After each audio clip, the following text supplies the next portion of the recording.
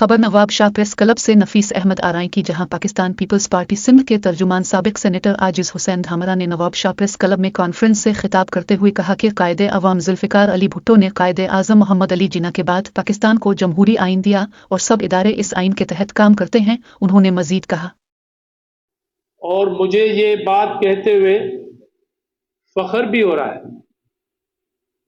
कि आज मैं अगर सियासी कारकुन हूं तो मुझे इस बात पे फख्र है कि मैं पीपल्स पार्टी का कारकुन हूं, क्योंकि पीपल्स पार्टी का कयाम इस मुल्क में अगर चेयरमैन जुल्फ़िकार अली भुट्टो ना रखते तो आप सबको मालूम है इस मुल्क की सियासी तारीख पे जब हम नजर दौड़ाएंगे तो बानी पाकिस्तान की जिंदगी भी 47 में मुल्क बना और 48 में वो कूच कर गए इस दुनिया से।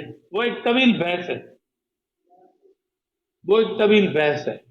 वो मौसम होता है उस बच्चे का, इसलिए शहीद जुल्फ़िकार अली भुट्टो ने कायदे आज़म मोहम्मद अली जिन्ना के बाद पहले अबूरी आइन दिया, उसके बाद 73 का कॉन्स्टिट्यूशन, जिसपे आज भी ये मुल्क, ये रियासत पाकिस्तान और तमाम इदारे उसी आइन के तहत काम कर रहा है।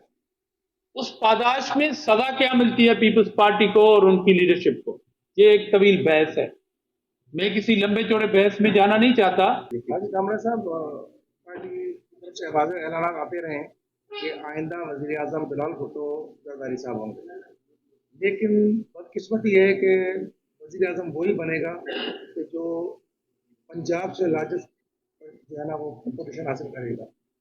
लेकिन 3 सूबों की कौमी असम्बली की सीटें मिलाकर एक तरफ और पंजाब की सीटें एक तरफ बराबर हैं, तो क्या पंजाब में जो इस वक्त आपकी पोजीशन है ना होने के बराबर, क्या आप समझते हैं कि पंजाब जीते बगैर आप जो है बिलावल भुट्टो साहब को आइंदा का वज़ीर आज़म पाकिस्तान का बना पाएंगे? दो चीजें, एक आपने कहा कि पंजाब में हम ना होने के बराबर हैं, मगर पंजाब में हमारी नुमाइंदगी मौजूद है, पंजाब में हमारे पास सीट है, इसलिए तो हम कहते हैं हम वफाकी जमात है। आज भी केपी से 1 सीट है या 2 है, जमात हैं।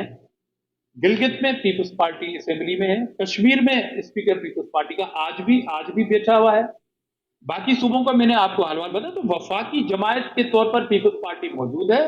रही बात के स्ट्रेंथ ज्यादा हो तो प्राइम मिनिस्टर बने, कभी कभी जमहूरियत में यह भी होता है कि सीट पीपल्स पार्टी के पास अगर 10 भी होंगी ना, अगर फैसला कौन स्कोरिंग में होगी पीपल्स पार्टी, तो प्राइम मिनिस्टर बन सकते हैं। इसमें कोई कदगन नहीं है कि एक सूबे से ज्यादा सीटें लेंगे तो प्राइम मिनिस्टर बनेंगे।